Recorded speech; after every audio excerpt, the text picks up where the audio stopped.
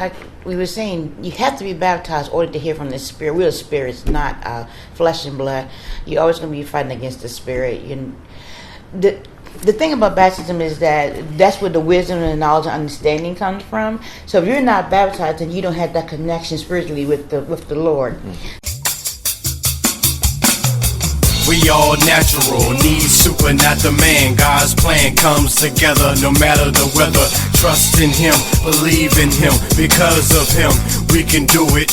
Come together like a unit. We all natural, need super, not the man. God's plan comes together no matter the weather. Trust in Him, believe in Him. Because of Him, we can do it. Come together like a unit. Hey, what's going on, everybody? I'm Joshua theSavior. I'm here with my mom, Vivian. Good Lord. Good Lord. Good afternoon, everybody. All right. And today, we're doing a podcast which is called Hands on the Bible, which is somewhat of a family ministry, with my mom, and that we've been called to,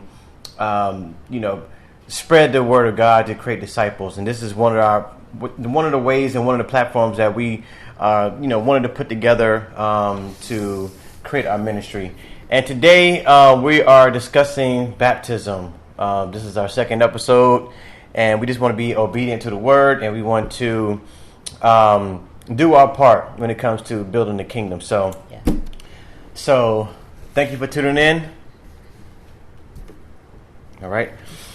So let's open up with a prayer, and then we can get going. So you want me to pray? Yes. Good afternoon, everyone. In the name of Jesus, we're coming here today, Lord, to say thank you once again to giving us the courage and the Spirit, Lord, and guiding us to speak to the world. You said to go out and make other disciples, and that's what we're focusing on, is doing your will, Lord, in your precious and holy name. Amen. Amen. All right, so let's start with baptism. You want to start with a scripture first, or what do you want to do? Yeah, scripture would be fun. The scripture is just letting you know the purpose of the baptism. Jesus himself had to be baptized in order to be able to go out and start his ministry. And for us to be able to go out and start a ministry, we need to be baptized as well, so we can hear from the Holy Spirit and be led by the Holy Spirit. So we're going to start with Mark, the book of Mark, chapter 16, verse 16, and it says, "Whoever believes and is baptized will be saved, but whoever does not believe will be condemned." And so, I guess one of the first questions that we would like to ask, or kind of discuss here, is: do you think getting baptized is important? Of course, absolutely. Like we were saying, you have to be baptized in order to hear from the Spirit. We're spirits, not flesh and blood. You're always going to be fighting against the Spirit.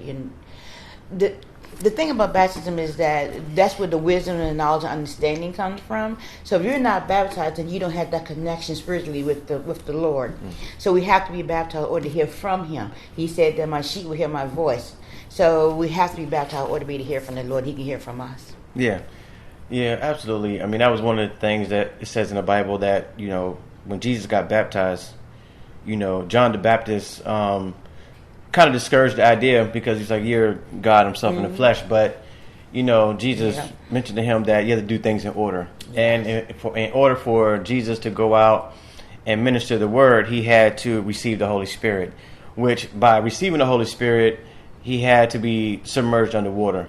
And that's really the key element to, what we do as believers. We have to be, either on our way or certainly filled with the Holy Spirit to go out here and really minister the word effectively, because you can go out and just talk, and a lot of people are out here just preaching the word without any type of authority or within the covenant of God, but they don't have no presence, they don't have no authority, they don't have no power, and that's really based on them not really receiving the Holy Spirit or taking their walk with God seriously. And so is this a very key element to do things in order? Once you confess out of your mouth that you want to be saved, you want God to wash away your sins, the very next step, I would encourage that you don't waste too much time between receiving salvation and getting baptized, because the devil has a good way of coming in and distracting you. Yeah. He's the master of distraction. So,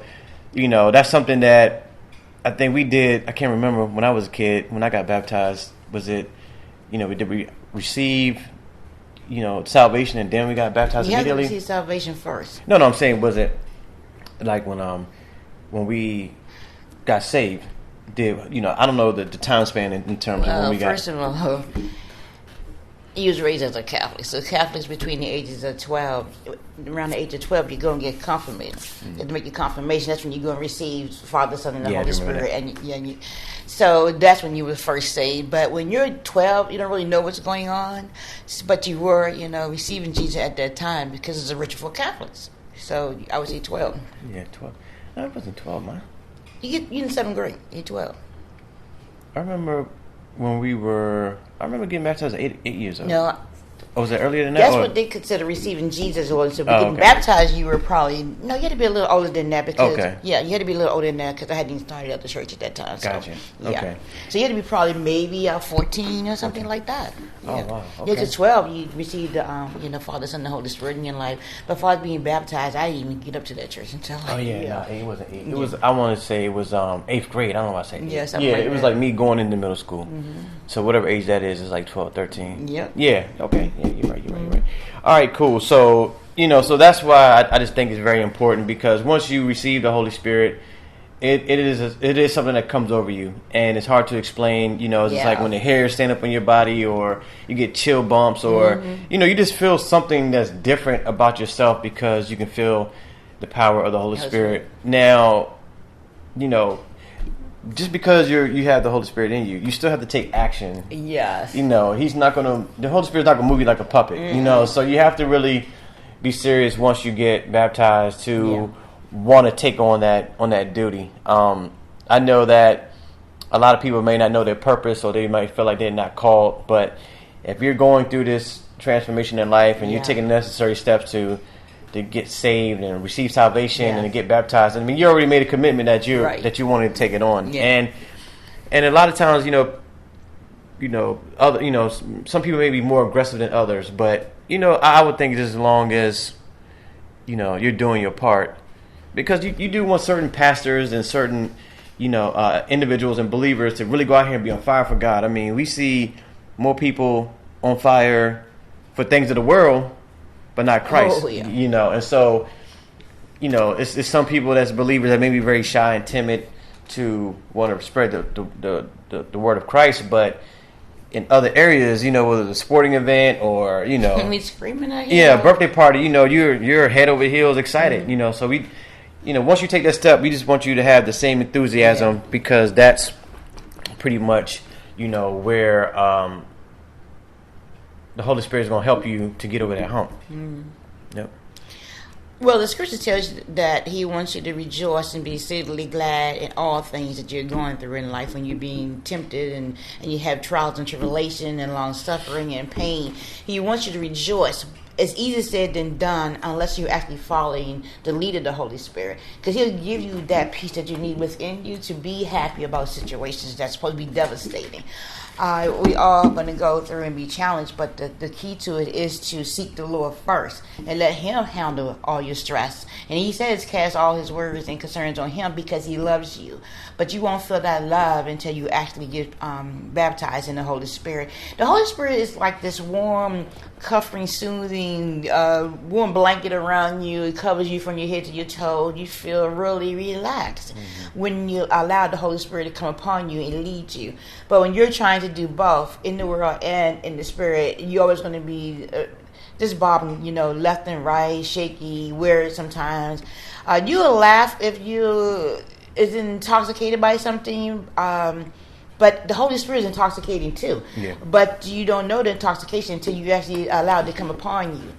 And as far as being timid when you actually have received the power of the Holy Spirit, it's for those who are not sure about the Holy Spirit, because he tells you to be sober and vigilant. Sober and vigilant just means you got to be a little aggressive every now and then, because the people you're dealing with is not the person you're looking at, it's a demon. So the Holy Spirit will allow you to be a little aggressive to that demon, not the person. Right. Now the person's looking at you and probably feel as though, oh, they're being mean, but no, it's your spirits that are connecting with each other. And once you understand the connection of the Holy Spirit, you'll know exactly how to operate in it. Because none of us wants to be mean and arrogant off the bat, but you can't allow the devil to rule you either. And once you find out what his power is and how he manipulates you, it's easy to maneuver around or through what he's trying to do. And he really hates that, but I love it because I have more power than him. Right. And so before we go into the second scripture, there's another question. Is there a certain age that people can get baptized or should get baptized, or it just, I guess, a matter of just whenever the Lord reveals himself to you? I would say that as parents, your children will get baptized when they have understanding of who the Father, Son, and the Holy Spirit is. You really got to have that spiritual walk with Christ to talk to your children so they understand the reason why they're getting baptized. There's a lot of families, it's great to see that they all go to the baptism pool to get baptized, but do the children really understand the purpose of it? But to actually say an age, I would just say have understanding first, because we expect our kids to go to school and learn what the teacher is saying from A to Z, math, 1, 2, 3. But when it comes to the Word of God, we sort of like dance around it, and we shouldn't. We should go head on with that, the same way we do everything else. And for the parents themselves, need to really be strong in the Word so that you can have it in your household at all times. Because your children sees everything you do, hear what you do. I can't go to church and be having my arms up and screaming, amen, thank you, Jesus. And right after service, I get in the car, I'm screaming, hollering, we're fussing, we're cussing. That's not a representation of Jesus. We're representatives for him, and we have to be on point all the time. Nobody's saying you can't laugh and joke, but it's the way you say things and how you operate around other people, because your children are going to see and remember what you're doing. So we have to be on God all the time. That's why they put the full armor of God on every day, and we'll talk about that too. Yeah.